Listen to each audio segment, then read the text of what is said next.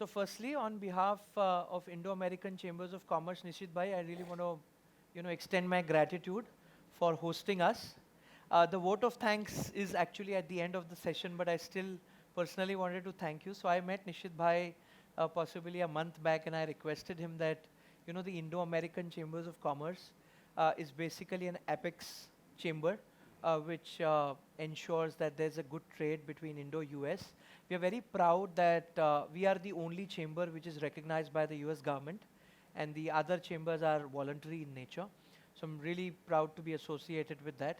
I just recently took a charge as a chairman, so I just thought that why not typically, bring all the members together so that, let's see the amazing facility, because the passion which Nishith Bhai had, it really drove me, and I just thought that I will just pass on certain of his, energies to all the, participants. So without wasting much of the time, Nishith Bhai, we want to hear a lot of things about you. So we have about 1 hour, 10 minutes. So Nishith Bhai, tell us more about your firm and a philosophy behind setting up the NDA. So over to you, Nishith Bhai. Can I first of all cast my vote of thanks to Indo-American Chamber of Commerce? It's just not hollow. You may or may not believe that my practice grew significantly with Indo-American Chamber of Commerce. Oh my God. And you should go back into your history and see I became member sometime in 1983 or 82. Great. Okay, just about the time. And I traveled a lot with Harry Cahill, who was then the Consul General. We had a great group, Hemant Sonawala and many other people. So I traveled extensively with the delegations those days. And I think that was one of the things that developed practice. And also, today, significant number of clients, majority, 60-70% are all from the US. Lovely. And in many ways, I would owe thanks to Indo-American Chamber. Thank you. Because I traveled so much, went to all Indianapolis, these, that, etc., and understood. US IBC, I regularly attended, and so bilateral Chamber of Commerce. IP roles were very poor at that point of time. Worked on those, Indo-US tax treaty, number of things, like that. So I must thank ISCC for inviting me, and I feel at home than being a guest. Oh, great. So kind of you. So please do tell us about your firm and the philosophy behind setting up Let Nishith me ask Desai. everybody, what is the relevance of philosophy? Why philosophy is important? Ride the waves. Say, it'll be louder. I think her picture Yeah, should yeah. come on. It is important. It helps to ride the waves which you, which. Ride the wave. Any other Yeah. thought? Have a mic, have a mic. To understand life sensitively, deeper. He said that it gives values. Philosophy talks about values. When we have a particular philosophy, Some more thoughts? then Be louder. You can be loud now. it gives Yes, us sir. a direction in which way to proceed further. So we have a clear thought process maybe. Okay, let me give you my perspective. To me, philosophy and mathematics are somewhat similar, if not identical. If the principles of mathematics are clear, your answer is generally clear. Correct? 1 plus 1, 2 in simple words. 1 plus 1 is a philosophical answer, or 1 plus 1 is the answer that is clear. Similarly, in philosophy, the basis of philosophy are good, your decision management is that much better. Better. Because all decisions in life, by and large, you take because of philosophy. So for decision management, philosophy is an important tool. In a corporate world, if you read any annual statement of any chairman of a company, public company, otherwise you see a lot of newspaper, ads. very first paragraph says our corporate philosophy is so and so. Correct? But how many business schools teach philosophy? Everything starts with philosophy, but they straight away go into strategies. But there are very few case studies, or hardly I have not seen. I was with Christensen, who was a professor at Harvard, and he was the first director in TCS as well. He passed away some years ago. I had 3 hours discussion. Why at Harvard don't you teach philosophy in business school? Okay. I think they introduced some courses later on, etc. I think because as a management, as a driver of an organization, you have to make so many decisions. But most of the time you'll make decisions because of philosophy. Okay? And philosophy is the greatest management tool. So it is very important to understand the philosophy. When it comes to law, what is law? Can somebody tell me?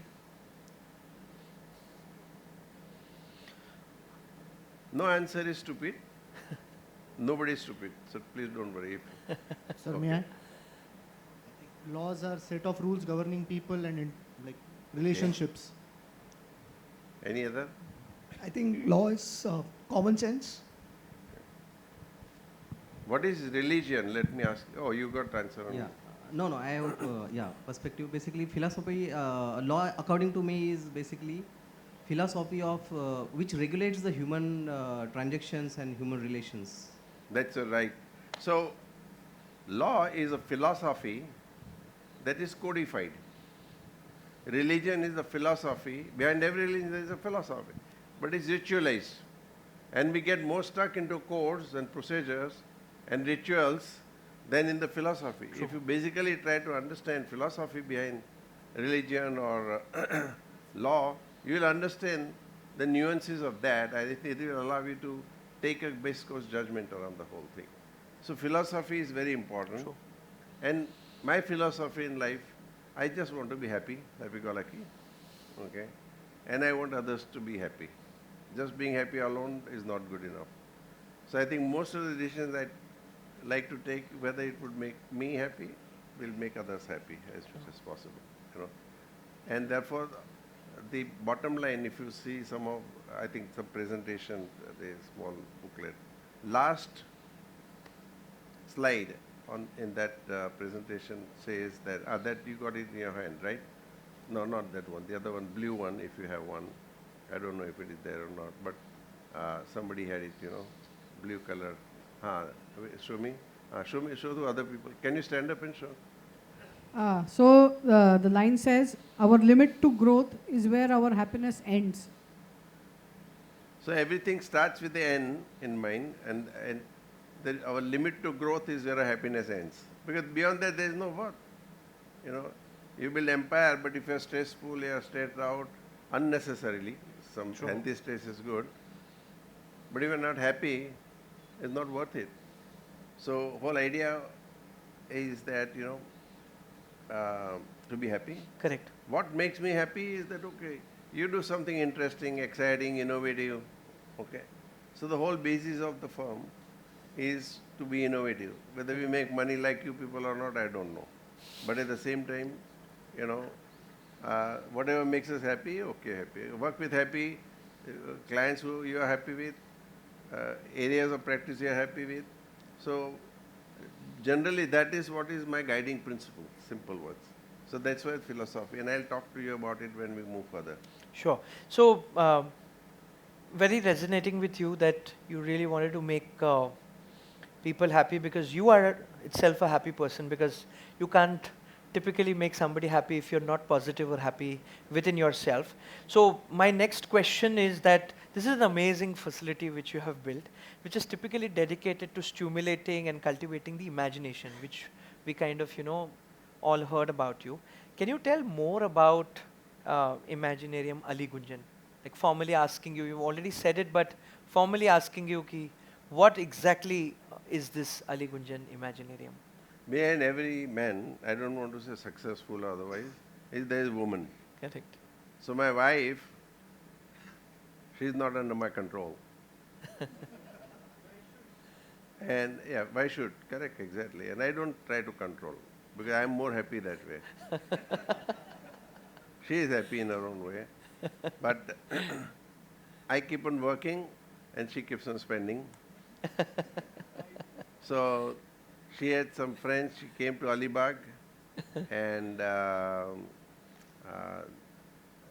somebody told that why don't you buy a land? So she bought land. She gave deposit first of all, so I could not wriggle out of it. I could say no, because before she asked me, she paid deposit, and then how to manage the rest of the fund, she doesn't know. So she got some or the other, then I was cribbing. The first stage of acquisition of land was a little bit of a quarrel, but ultimately I lose battles with her. So she bought a land, and I said, what will we do with 3-4 acres of land? Now it is about 5 acres. Yeah. I said, oh, no, we can be, you worked hard. I say, I hardly worked hard. Okay. And we should build a small cottage, and friends will come and, party and stuff like that, or at least gathering. But I said, but that happens once in 2 months or 3 months or something like that. What will you do rest of the time, So I said, let me add some purpose. And I said, what could be the purpose, And what makes me happy is imagination, dreaming, thinking, because I'm a lazy person. Lazy people dream a lot. Hard workers then execute vision, right? So I love doing those kind of exercises. And those days, about some 4 or 5 times we had won as a law firm, most innovative law firm award in whole of Asia with significant high marks compared to any other law firm, international or otherwise, on being most innovative law firm. So innovation, then I was thinking, how does innovation process happens, right? And when I examined the process, I found that first you think yourself something, some ideas come, you're reading something, you're talking something, So solo thinking is the thing, first step. The next step is, who will you discuss this idea? You think somebody will resonate with, because you don't want to go to somebody who will negate your idea. So first you find a couple of people, they will discuss, then they further enforce your thought process. Then you take idea to 5-10 people, then you take to 15-20 people, 50-100 people. So I said, why not create something that can nurture imagination, creativity, and things like that? There are number of incubators, accelerators, otherwise, but which are all execution places. But I thought, why not create something pre-incubation, pre-accelerator kind of thing, where imagination, people can dream, people can think, nurture that kind of. I didn't want to mix up the regular functional working kind of thing along with thinking, because once you are into action and into thinking, action takes precedence. Urgent always takes precedence over important, right? So I said, let me have exclusive facility for nurturing thinking and ideation, because from ideation comes action. So ideation flowers from individual to collective. You solo thinking, 2-3 people, 5 people, 10, as I mentioned, 100 people. Then once it gets into, so I said from imagination, thinking, dreaming to executing, but up to the level of, crystallizing thinking. Then we write paper, because what you think, if you can articulate, then it, helps to execute. So after that, we say, okay, you execute. That's how this whole idea of Imaginarium came. And as a law firm also, it's a long story, but when I had to set up law firm, most of my work was in the US, 95% of the clients, because with the Indo-American Chamber. Okay, oh, that's true. Thank you. So there's a little history to that, but cutting it short, in 1989-90, I decided to set up law firm. Before that, I had studied about 100 professional organizations in the world. Okay. Law firms, accounting firms, consulting firms. My specialization was in globalization, international tax and all that, so I was dealing with accounting firms and other people, consulting firms. So, you know, so in '89 when I set up, I said, how do I differentiate myself? Because I'm small little solo player. I was actually a litigator, counsel. In India, counsels don't set up law firms generally. Now some people are doing it, but typically it was never. But US system is different. So somebody suggested to set up law firm. I studied 100 organizations. Then I found, how do I differentiate with all these things, right?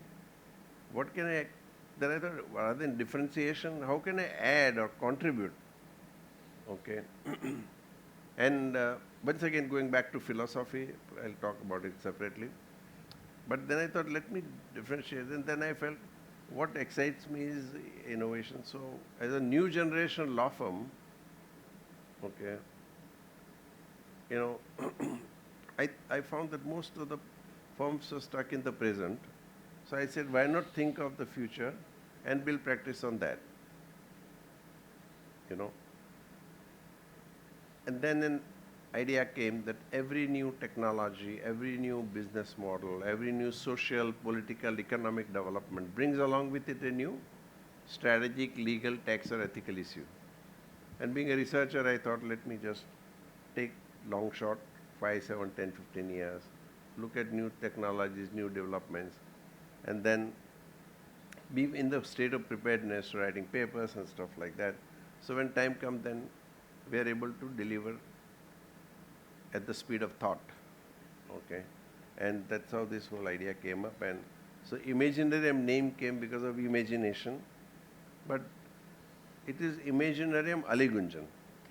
Now, Aligunjan also has a little story. So when we have to name this place, Imaginarium is generic name, okay? And Aligunjan, like planetarium, is a generic, but Nehru Planetarium or, you know, museum, Tarapurwala museum, or aquarium or whatever, right? So for Imaginarium, Aligunjan, my wife, you know, talked to Guruji, and he said Aligunjan will be a good name because it is very neutral. Ali stands for Ali Bagh. Ali is a common name in Muslims. Ali is in Jewish, and Sanskrit it means Bhaura. So Bhaura Gunjan. So that is how this name came about. And because we are apolitical, religious, other thing, you know. And as I said, we believe more in philosophy than religion per se. And that's the fundamental thing. And because the moment you come out of rituals and codes, okay, you really get the gist of what is it meant for. Then your understanding is much better, and that's why. So that's how this name Imaginarium Aligunjan came, and the whole process of research and other kind of stuff then became part of the DNA of the firm. And anyway, rest is history. Great.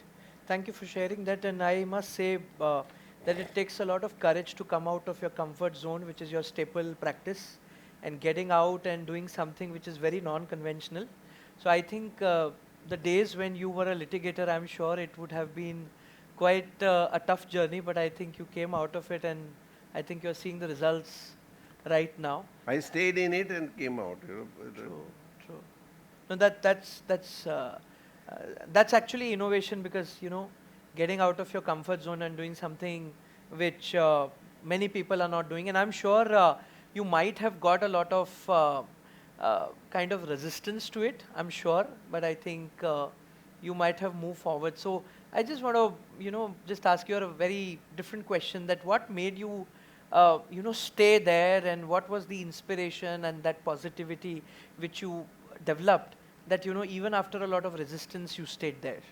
Yeah, I think it's simple. Most of the time I tried to do, I thought I was doing something right. People told me you're doing wrong. And then I thought it's exactly the right thing to do. That's a nice point. No? And in fact, if you ask me, let me tell you a little bit of history. You know how many years I'm in practice now? No, no, I think more than. Any number? I think more Guess. than. No, more than 40. I guess 45. 30. It's 52nd year, Oh 51st. my God. Hopefully I don't look that old. Okay. So I'm 73. Okay. Of course, that's only chronological age. Biological age, psychological age is very different. So I don't want to mix it up. But I think you must be in 20s. yeah, of course. I've just been teenager, all the time. And so, in 1973, I passed out law. So I'm in practice since those days. In fact, my icon, if you ask me, there are 2 or 3 people in life. One is Vinoba Bhave. Many of you heard of them or not? Okay. Why Vinoba Bhave? Because in 1955, he wrote an article in Sarvodaya Patrika. I was involved in Bhudan movement and all this history. I'm not getting into that. You will not believe what I've gone. Okay. But he wrote in Patrika that forget about Nara called Jai Hind. Abhi bhul jao usko. Now it is about Jai Jagat. Let me hail the world, not Jai Hind. So it was good Nara when we wanted independence. But now it is Jai Hind. Jai Jagat, sorry. So every letter of his, you will say, he used to write Jai Jagat. So he believed a broader. So seeds of globalization were sown right from childhood because he was my icon. He knew, many of you know, 40 languages and number of other things. It was a very saintly politician. I think these days you don't find those kind of politicians. But there could be exception. I can't be judgmental because some politicians will say, how, why, not including me. But so Vinoba Bhave, really made me think global all the time from childhood. So when I did my law, then I did my LLM in 1977 with international business law and globalization and all that. And then I was doing tax practice, so also closely worked with Mr. Palkiwala, Sanat Mehta and some of the good. I never wanted to do tax practice. How life turned. I was an employment lawyer, okay, and I didn't get senior to work with, so I was hoping Poras Kaka's father, Farooq Kaka and all that. Somehow or the other I couldn't get, and those days it was not easy for lawyers to get job. Today it is different, right? So ultimately I ended up in accountancy firm. First day I go to accountancy firm, they told me, can you take this balance sheet? I said, what is balance sheet? I was student of art. We are never taught balance sheet. Yeah, exactly. It's a very basic level of And accounting so- in law, but not really. So because I went into tax practice, and this is just to first day, I don't know. I said, what is balance sheet? Because in art school, it's all jolly, and it's all fictions and this and that and whatnot, literature, philosophy, all that thing. So somebody told me go to Institute of Chartered Accountants and buy a book titled How to Read a Balance Sheet. So that's how I started in 74 reading balance sheet. But when you read balance sheet or a book at a particular level, your perspective is different than just to pass out the exam. Okay, so I understood a little bit of that. Over a period of time, tax became my favorite subject, and by the time I finished my LLM, and then I wanted to do PhD, and I was thinking that how can I study or do something about tax aspects of international business transactions. That was the subject I was looking at, but I couldn't find anybody for PhD guide or otherwise. So I said, if nobody teaches us, teach yourself. Even first day I went to court, there was no senior. So I remembered Eklavya. You look at others and learn. So I observed every counsel but looked at all the traits. Some lawyers were very good in articulation, very good in delivery, but they argued more than what was necessary to argue, and they lost the case when they were about to win. So you need to know when to start and when to stop as well. Okay. So I learned a lot from, and because there was no senior, I used to sit on the bench, and every judgment that was being argued, etc., I used to write short summary and some judgment and all that. So I had a book created with, you know, all the decisions of the court and whatnot and number and whatever. After some time, those days judgments used to be probably 6 months and 8 months, you know. But I had a ready book, so whenever some similar case came, all the lawyers started asking me, there was some case like this decided. So I became friendly with all the lawyers. Then judges also sometimes say, oh, you are there in that case, what was the number of the case, this, that, etc., and then they will get it out. And so somehow or the other, the ecosystem worked pretty good for me. Great. And that's how I started practice. And, you know, international tax became my subject later on, because I would say I studied tax aspect of it, international business transaction, and globalization became, again, not much practice, because those days India was Indianizing everything. 1977 was the year when FERA was being implemented. 73 FERA, many of you know, Coca-Cola was thrown out same year, and the IBM was thrown out, and all those kind of things. So interestingly,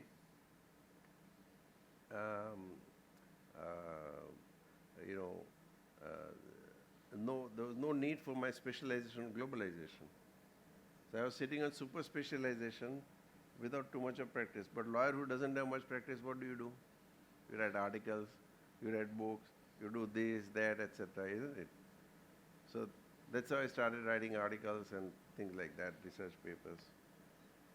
And it was in 1981 that I hit on a first client from California, foreign client, and they wanted somebody who understood international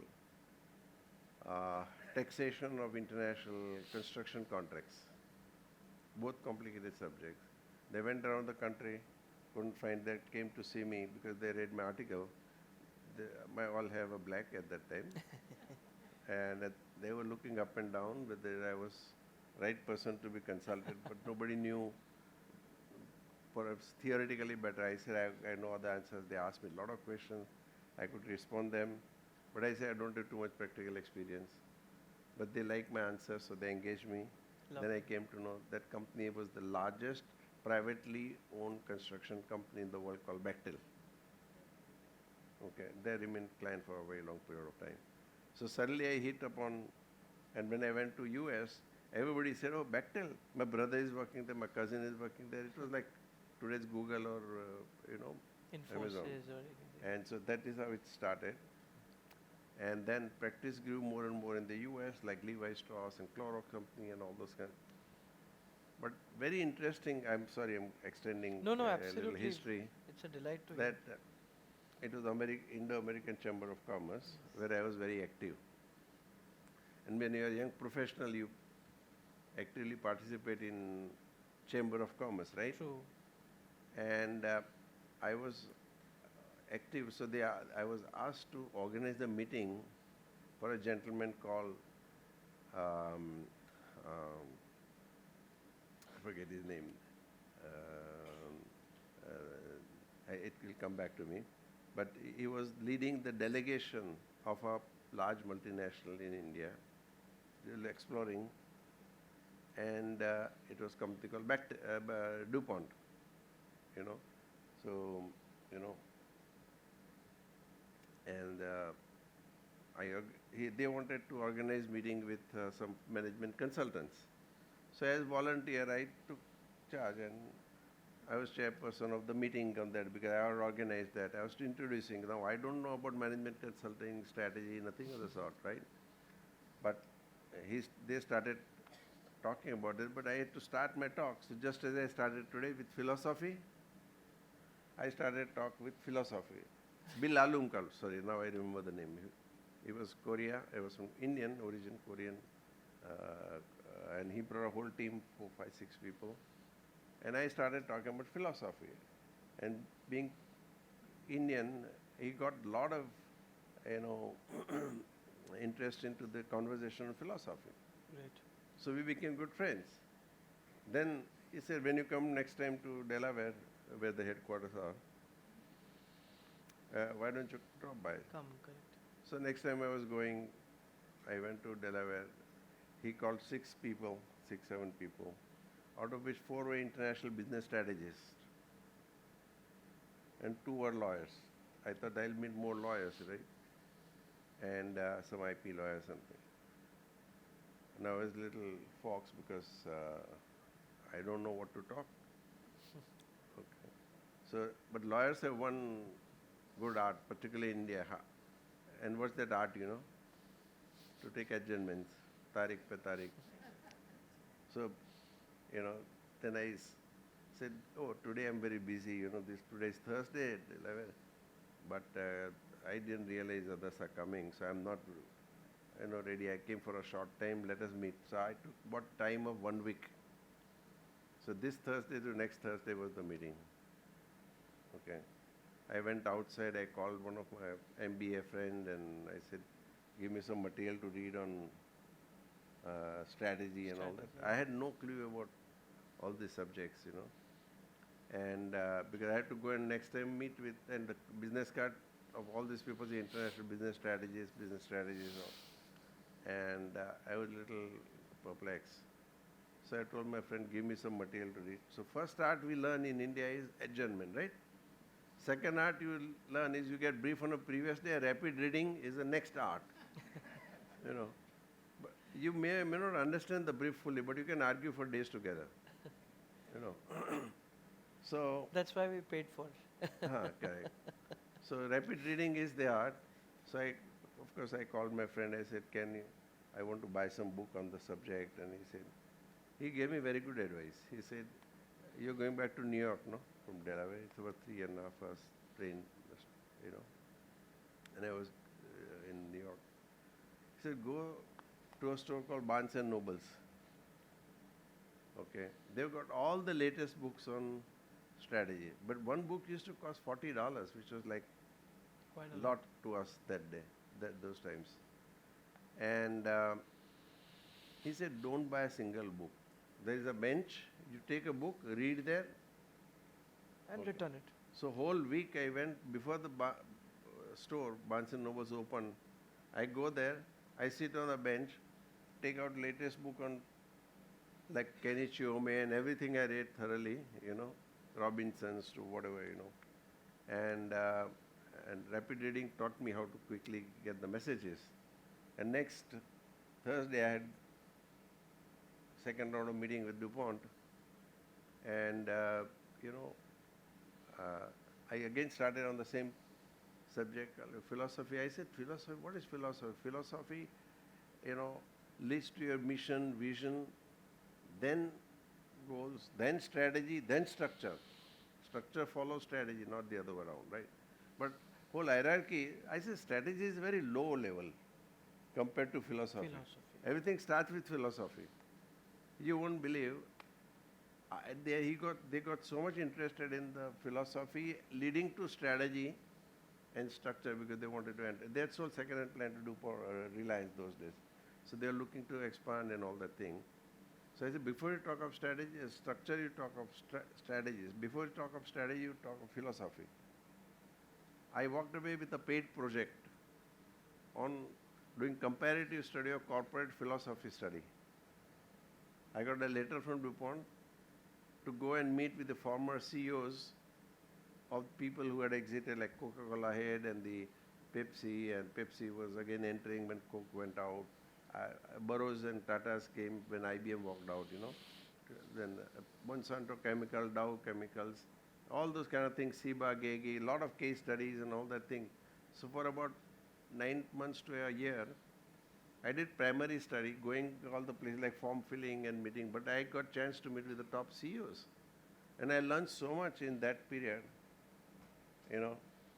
it serves me purpose even today, Sure. So I learned how to do primary study, then practice moved to Wall Street, okay, and there were, like Goldman Sachs and Merrill Lynch and others. But one of the top 4 or 5th largest one was Bear Stearns, which company went down under when this Lehman crisis happened, right? Lehman It was Brothers. classiest firm. The managing director was my friend. He told me, Nishith, you're doing all this creative work. Why don't you set up a law firm? I said, in India, barristers and they don't set up law firm. I was solo. But after some time he told, then I said, okay, let me think over it. Then I said, why not I studied law firms? And I was also dealing with all the big 4 accounting firms because of my background in tax. We always work together. And then consulting firms, McKinsey and others. So I studied all the business models of all these law firms, accounting firms, consulting firms.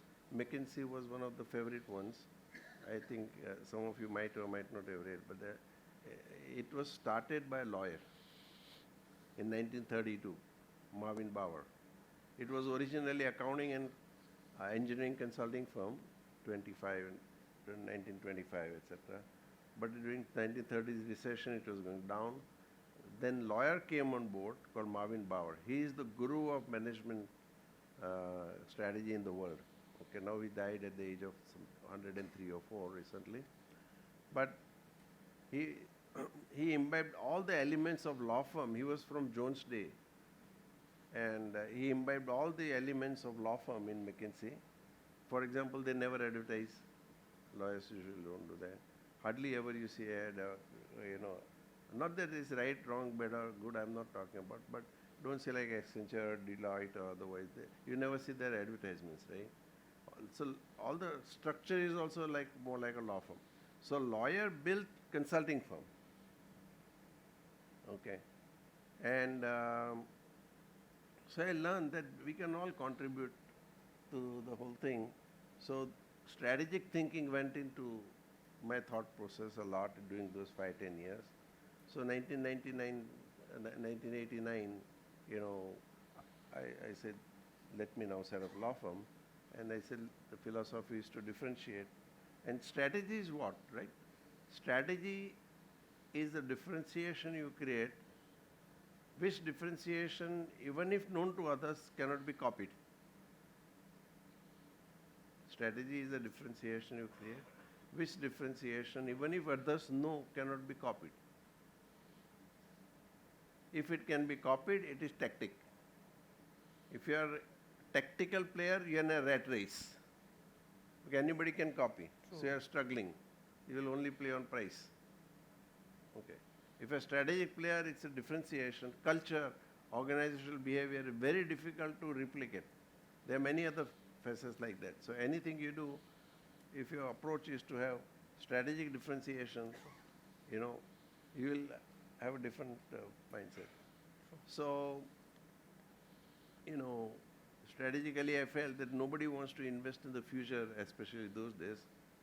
Let me invest in that. Maybe I make less money or not, doesn't matter, but it makes me happy. And that's how this whole way of thinking changed. And I said, I can add 1 cent value. So I said, if I can add 1 cent value without expecting any return, then it's joyful. Because expectations bring only one thing, called miseries. If I expect you to, I hosted this, you do this, it will be disappointing. So idea is to, so strategic differentiation and all those kind of things came up. And I said, okay, let me build a firm of the future. And whatever we do, we have put everything in public domain. True. You must have seen, I think some of you must be receiving some research papers, newsletter. We never sell. We just give away free. But it costs huge, to do a lot of research. Time, money, energy. But if I expect that, okay, I'll do this for you and quid pro quo, I think like a business person, not as a professional. So I think that's the philosophy. I'm sorry I went on too long. No, but I thought thank you for sharing. Thank you for sharing what learning means to you. So that is really important. I think many people have, got a thought process which we will all take home. But before, I get into the things beyond research and development on law, I want to understand that, we are Indo-American Chambers of Commerce and there are a lot of members, associations, consultants who are lawyers, who are CEOs, CXOs. How can external organizations or party can collaborate and benefit from the engagement with Imaginarium Aligunjan? So just your thought process. Well, on I that. think one thing I learned from McKinsey, let me tell you, that you create impact. You create not ripples, but waves. Correct. Okay, because you can be stuck. I'm not saying anything is good or bad or worse, but what excites us is where we change things substantially. We influence people on a large way. Okay, their thinking, their behavior, whatever it is, or models. So, if you like to think big, you have some idea, maybe we can always discuss. And this Okay. place, as I mentioned to you earlier, is private property for public good, so we don't rent out to people. It's not a hotel, it's not convention center, but for good purpose, high level purpose, ideation is pro bono. Sure. And but we try to avoid having too much of what you call routine training programs and things like that. True. Some of them we do for our own firm. That's a different issue. But by and large, at the McKinsey's top team comes. Nobel Prize winners have come. Somebody, thought leaders have come. Last week we had futurists who had come. Deepak Chopra was here, and all those kind of things. So when people are able to impact lives, touch lives, not in small numbers but in large numbers, which creates impact. Correct. Okay. So you don't want to create ripples, but you want to create waves. That is how generally we think. There are exceptions, but by and large, that's the broad approach. Sure. So anyone can come up with any idea, but we'd like to look at the person and the purpose, and the ability to take forward the idea. Sure. All 2-3 things we generally look at and then say Sure. welcome. No, that's really a great thought, and thank you for extending that opportunities to Yeah. us. As we see, this NDA and Aligunjan is typically into research and development, basically Yeah. into innovation. How do you see the future of business and law going forward, and how Imaginarium Aligunjan can be utilized for the mass? You mean to say business of law? Yeah, business and the law. How do you see the future? Okay. Like if you remember, we talked about AI, and Yeah, you showed us correct. a facility. So I think a couple of things, as I mentioned, that now business requires both things. One, the imagination, creativity, because every business wants to differentiate, correct? For differentiation, there are 2 or 3 ways. One, your organizational behavior itself, and a lot of research can be done in that. Our law firm is a case study in management schools in the US. Wiley has published a case study. If some of you want to go on website, you will find management by trust in an organizational behavior as a competitive advantage, correct? So it could be an organizational thing, it could be product, but do you need to know what is likely to come up over a period of 8, 10, 15 years from now? That is one way to look at. So we try to help them with the predictive technologies and some directional perspective as to how to handle that situation. For example, AI, is it future? No, it is no longer. We specialized 2016 or something like that. My colleague, I don't know he's here or not, Professor Dr. Meher Parikh, he is here, right? Maybe you should show our work on the whole, how we do that. He did his PhD in AI 27 years ago. Unfortunately, he couldn't get a job because nobody wanted it. So 20 years ago, he came to the firm. He started with us in 1989. He dropped out of law school, went to US, did his engineering. He was an engineer already, but he did his PhD and whatnot, I don't know. But for 20 years, we were working together. Very exciting time. True. Okay. And so lawyers and visualizers or thought leaders. When different faculties come together, you automatically become innovative. Diversity breeds innovation. Today, maximum innovations are happening at the cross sections of different faculties. So it is at one time it was engineering, only engineering, bio, only bio. But now it is bioengineering. Many of you know all this kind of thing, right? So when you collaborate, you become more creative. True. You know, and synthesize different ideas and faculties and all that kind of stuff. So business and law go very much hand in hand, but you have to be prepared for those kind of things. One thing I would, depending on how much interest you have in the theories, I would recommend you to read the paper titled Regulatory Entrepreneurs. Sorry, what did you say? Regulatory? Entrepreneurs. Okay.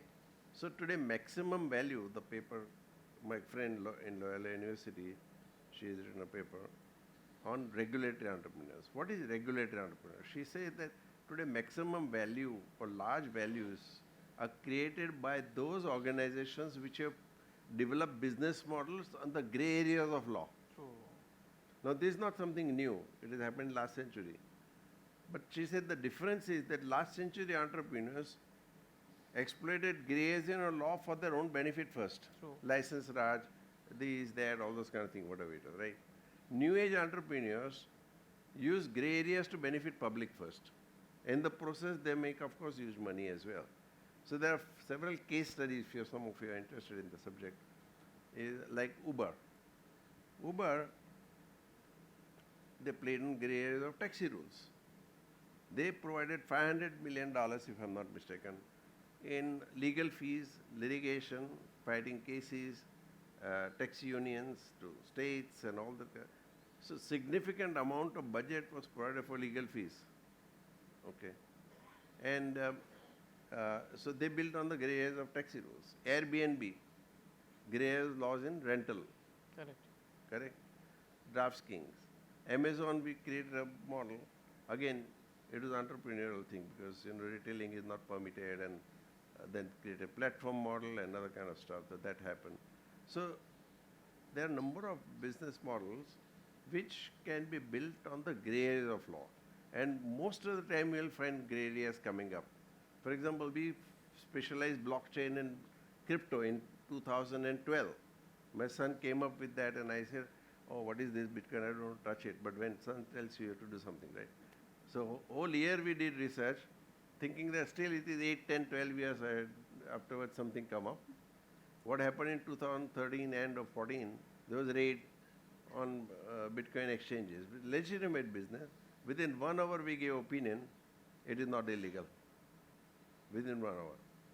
Okay. Then they told us that can we talk to government? I said, if you go to government, what will happen? They will say you will appoint a committee.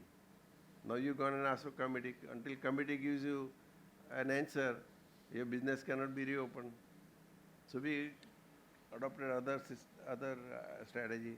We said, okay, we'll call a press conference. So because this is a small trader, so we called press conference and explained to the press that crypto is not illegal. It is not money. It is not currency. It is not foreign exchange. It is it is not a coin under Coinage Act and all the things. We had a whole paper done. We explained and said it is not illegal. However, industry communicates to the public that do not invest in bitcoins because it is very volatile and very speculative. So if you cannot afford to lose money, don't invest.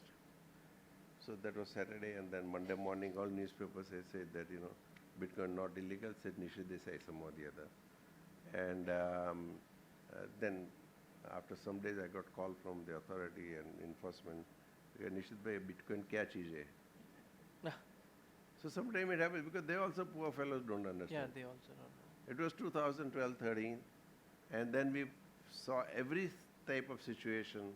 Ultimately, we went to Supreme Court also, as some of you know the case, right? And won the case that Supreme Court said you cannot ban Bitcoin. Okay, at the most you can regulate. If you amend the law and then regulate, but today it is outside. So, and if you had to explain Bitcoin in simplest or crypto Okay. Can somebody tell me in one line what will you explain? It's a decentralized exchange of money. But it's not money. Correct. It's simple thing. It's a loyalty point. So as we said, when blockchain is solve problem, it's a loyalty point. Loyalty points, every American Express, everybody does it. You can buy silver, you can buy air ticket, everything. So same way, it's a loyalty point. It's a loyalty point. If you explain in the physical world what is happening with the esoteric subject like Bitcoin, it's easier to communicate to people, So expert's job is to explain most complex thing in simplest possible words. True. Because your mindset is that much clear, then you can make it simple. Otherwise, we can give complicated answers. So I'm just giving you example that, you can become change agent, using your legal knowledge to solve a business problem. True. So thank you, Nishith Bhai. I'll just open up for any question and answers if Yeah. anyone has. You just mentioned your three role models. You just mentioned about Vinoba Bhave and two others are. Okay. Nani Palkhiwala? Nani Palkhiwala, Okay, yeah. perfect. And third is Eklavya. But just can I ask a follow-up Just to question? learn from others, that's what you need. Today I am learning a lot more from you. In fact, an AI, whole thing is reversed. I used to learn a lot from a system called reverse mentoring. Okay. Fortunately, AI has changed the game. I used to get briefing from my juniors. Now I create brief and give you in a minute and tell juniors that please confirm the accuracy of this AI. Everything will be ready-made, right? If I may just extend my conversation a bit, in this whole information age, at the bottom it's all data. It Correct. started with data, correct? 60s, 70s. When you organize data, it becomes information. So we were data age, we went to an information age. So when you organize data, it becomes information. So like Google and all that, so democratization of information happened. It was free. Otherwise, to get one circular from government, people used to pay thousands of rupees, True. before 90s, right? Now, when you interpret information, that becomes knowledge. So data to information, information to knowledge. So we are somewhere in information age and now moving towards knowledge age with AI coming up and ChatGPT 3, 4, Gemini, whatever, right? When you add experience to knowledge, it becomes wisdom. So that age we are still away. We are somewhere in between that. Now what happened in this whole hierarchy, what was found was that just being well informed, being well knowledgeable is not enough. You have to use knowledge creatively to solve problem. So on the side it emerged what is called creative age. So we are into that age now. So you need to be knowledgeable, but use knowledge to solve the problems at the speed of thought. So coming back to your question, the whole thing is that, now we need to use these tools, and AI will give you documentation, everything, whatever you want. Prompt engineering is going to be the new skill, right? All of you know. And but you get that, but how do you creatively solve the problem? True. That is what. So people will come to you with documents in short time. For lawyers, okay, some people ask me whether lawyers will be redundant. I said they will be redundant if they do not adapt to AI. Correct. But that will free you up to think of solutions.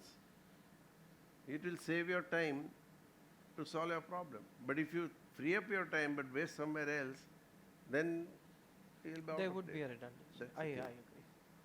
Any other question anyone has? Mankind in time to come, actually. Beg your pardon? Do you think AI and this new generations of AI, generative AI, and all the Yeah. different models coming up, Nishith, do you think that will eliminate mankind in the future? Well, I think it is a present now. And AI is a tool which has made knowledge, and in fact the AI has reached a level which is almost human, what do you call, cognitive level. So it has reached like, even sometimes AI does better job than you, because it's combination, and Mihir can talk a lot about it from futuristic perspective. He's a futurist, and he can talk a lot. But cognitive capabilities of AI is now almost equal to human or even beyond. True. I think, in lighter vein, in 200 years you won't need a brain. Babies will be born without brain, right? Because what is not used will be extinct. We were all bandars or monkeys. We used to have tail. What was the use of tail? It was like antenna. It will tell weather, it will tell this, that, etc., some sound coming, whatever, I don't know, right? But then we became human being and tail is lost. Similarly, after now AI, if everything is going to be done by AI, where do we need brain? Right? So babies will be born without, in lighter vein. She's saying Something that she saying can- that for making AI better, you need better brains. It will automatically, you continue to evolve yourself. And again, Mihir is PhD in AI, so he can tell more stories about it than myself. We'll show you small sprinting into the future just for the sake of as to how we do it. But Yeah. I believe that, brain can be used to find creative solutions. So at least to that extent, I have not found an answer. Whether AI will give you creative solutions, it will also give you, but based on their experience. Because Yeah. what you feed in, that's what you get. Yeah. Sure. And it's a neural science combined with your engineering and all that thing. So maybe he can tell you later. I'll request him to make small presentation. Of course, my conversation is done. Sure. So you know how we approach the subject and how we actually do it. One is what you already know, but how we do it, maybe he will be able to explain to you as well. We have 2 more questions. Yeah. So we'll just take that. Yeah. So I have one question. Can you hear me? Yeah. Yeah. Yeah. So I have one question. Before that, one question on a very lighter note and one actual serious question. Question on lighter note is, why are you wearing 2 watches and what is the significance? I didn't do accountancy, so I don't know how to total. I total 10 items, 10 times in Even be I'm wrong. doing the same thing. That is answer. Great. So somebody gave me 2 watch in 1970s or 80s, and I said, women are wearing bangle on one side and watch on the other side. Why not? I was traveling, so it was easier. Great. So simple solutions to complex problems in life can be solved. Right. That is my answer to the question. Thank you. Very And now informative. you got all the dual time watch and all, but then you do, and then again other time. It takes more time. Here I just look at it and my problem is solved. Yeah. And the question is, it was very informative and inspirational to hear, your association with Indo-American Chamber and how it helped you. So as part of, the Chamber's Pune branch, we would be very keen to, associate more and, try to leverage Indo-American business and trade. So any thoughts or any ideas, how people could leverage it and how that can help? Well, I believe, again, depending on what you are and what you want to go into direction. But if you ask me Indo-US business, because I started most of my work with the US thanks to Indo-American Chamber of Commerce, now you may not have known this fact that I was associated since the 80s early, right?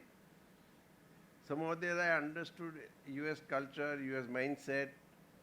Okay. Most of the lawyers were going to the UK, England. And I found 2-3 things there. One, thought leadership has gone down in UK. Lot more research, new idea, new things are coming out from the US. Hopefully it will come from India someday. Second thing is that, culture of straightforwardness. Okay. British are very sweet with respect. They talk very nicely, but sometimes I can't understand what they mean and what they talk, to be honest. There are exceptions and I've got excellent friends, so nothing to, but I could not figure out, and everyone was going to UK, so I said, let me go to US. Okay, and there are, please don't get me wrong, again, somebody will print in the newspaper, you know, like this L&T chairman, that I said the British. Okay, so please don't print all that thing. It will unnecessarily take my time, and I can't charge journalists on the time that I spend on answering unnecessary questions. Right? So, but later, when this is just between us, so please scrap it off. But I'm saying, in general, standard of thinking has gone down in England. Okay, and my friend from London is here. He's still brilliant. He was Bechtel lawyer, right? And we work together. So incidentally, he's here to write. Wow. I should acknowledge his presence. You can stand up and show your face to people, maybe. Thank you. Backside also. See, okay, we did a lot of complex work, and thanks to him, I survived. Huh? Give him the microphone. You were very different from the big 8 firms then, actually. Very Oh, yeah. different, and we really loved your approach. Yeah, no, Absolutely. thank you so much. Thank you. I'm flattered. So I'm just generally, you will agree with me that, you know, the standard of education has gone down in terms of thought leadership. It is very good, but, you know, anyway, Samadhi, most of the work happened in the US, so that's how the whole thing started. And for example, even when we started first office, before setting up second office in India, we had first office in California. Why California? California was at that point of time the 7th largest economy in the world, well diversified. It is technology, it is media entertainment, it is biotechnology, it is telecommunication in San Diego, Qualcomm and all those are there. So if one set of practice goes down, you have sufficient. So California we selected to start with. Of course, then we have no office in New York and all that thing. But so one principle, and that's one principle I learned from my most favorite book for a long period of time has been Discipline of Market Leaders. How many have seen that? I'm not saying that. Discipline of market leaders. Discipline of Market Leaders. I bought it at the San Francisco airport in '92 or something like that. And that book tells you that how do you become market leader? Only 2 things. Choose your customer and narrow your focus. Choose If your you do customer not and choose your customer or client and narrow your focus. never Narrow your focus. Narrow okay. your focus. Okay. You know, laser focus. Okay. So decide what kind of customer you want to have. Mercedes or Rolls Royce, somebody is from, right? You want to make that, one thing. You want to make a nano, second. Nothing wrong with one or the other. Both are good. But if you want to serve a particular segment of a client, you need to meet all his requirements. There are a couple of lakhs of rupees on Rolls Royce or, you know, Mercedes, they're not going to matter. But you want to include more features which gives exclusiveness to the customer, right? Whereas Nano, for every small thing, if you, so that the cost could not be Attention to contained in detail. 1 lakh. So they said, don't give air condition, right? And then they put air condition. So extra charge, okay? So there they were graduating from 2-wheelers to the Nano. Whereas here they're graduating from one level to the other. So you must know who your customer is, who your client is, and then narrow down your focus. That will help you. So that's what I said. I will narrow down focus to US, okay? Mostly technology clients and some of those ones. What was the name of the book? What you said? Discipline of Market Leaders. Discipline of market leaders. Shobhan has a question. Yeah. Yes. Hi, Mr. Desai. Thank you so much. It's really very enlightening to see, hear about your journey. My question is a little bit related to your vast experience in the corporate law and stuff like that. So, right now, today, as we live the world of, the social media, Yeah. where opinions are expressed so blatantly, and there are influencers both ways, right? The people who are amplifying this news and creating truth or false or fake news and mobilizing a lot of people down in this whole, social media platforms. How do you see this will impact the perception of law, and what is right, what is wrong going forward, and how could companies overcome this? A very interesting question. If you read yesterday's Financial Times, okay, and some other news, Elon Musk and Facebook, Mark Zuckerberg, both have said that, we should not be liable for any content. Correct? So it's a platform. Say we have no control over these people. No person can write anything. Tomorrow you can read any bad thing about me as well. Tomorrow I can read something bad thing about you. Anybody can write.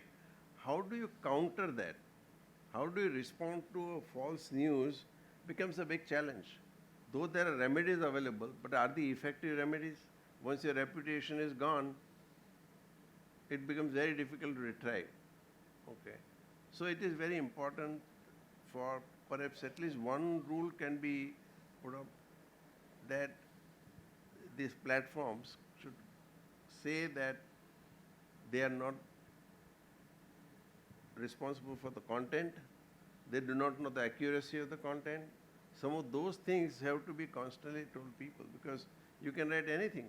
And with AI, of course, now it's improving, but people have written down petitions in which wrong cases have been cited and lawyers have been suspended in the US. Correct. So, if freedom of speech and expression, I'm an ardent in favor of that, right? But how do you deal with false allegations or false charges or anything can write anything and platforms have no responsibility? But so they monetize it, right? So they pay the influencers tons of money to create that influence, and then if they say they have no responsibility on content, this is like a little bit, divergent in terms of. So just to add, I think LinkedIn and Facebook now has a platform wherein in case if the news is, getting into certain conditions, then you can actually request for blocking. Yeah, but that process of blocking. Yeah, that will. We have done number of cases. We constantly encounter this because GoDaddy to many other ones.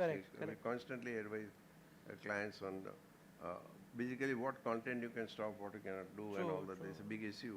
But I'm generally telling once things are out, next day it's a small newspaper correction. First day it is big news. Yeah. So that again is a little distortion, but.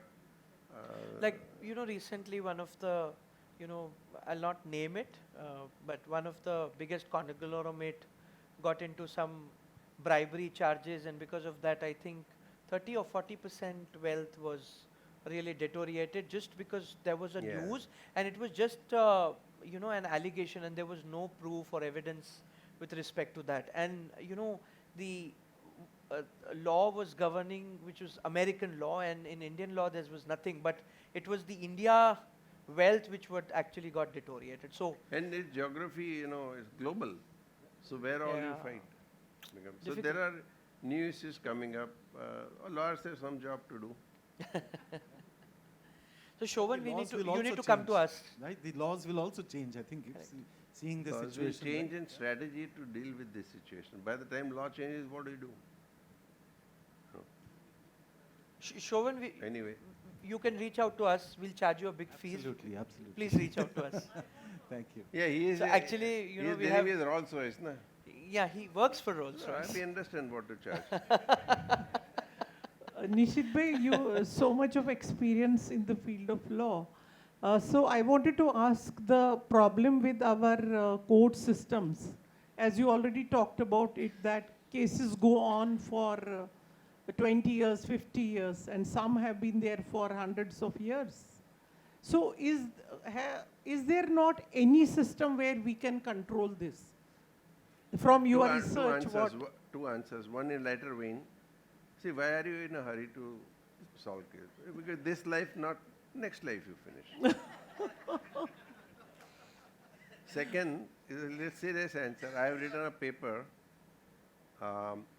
that how do you use technology, but paper is in the honor of Justice Venkatachalaya, that justice at the speed of thought without injustice. Otherwise justice hurried is buried. So, but if you use technology more and more, you can expedite cases, you can even decide cases automatically. Like simplest example, speeding ticket. Today what happens, your evidence is taken by camera, automatically a ticket is issued, and you pay. Okay. So 99% cases are resolved in those cases. Then 1 or 2 cases will remain. So you reduce burden, but if you use technology right way, lot of things can come out, you know. True. And with AI and all those kind of thing, it will write judgments. You know, you get the facts, and it will write judgment for you. So we have One one more last question, question. please, and we'll wrap it up. Simple one. Nishiji, looking back at your every achievement, everything, was the one advice you would give a 30-year-old yourself? One advice, I think, I would think just try to differentiate yourself. Okay. And be happy in whatever you do it. If you are going to chase money only, is going to be unhappiness, guaranteed. Okay. So, but if you chase happiness, money will chase you.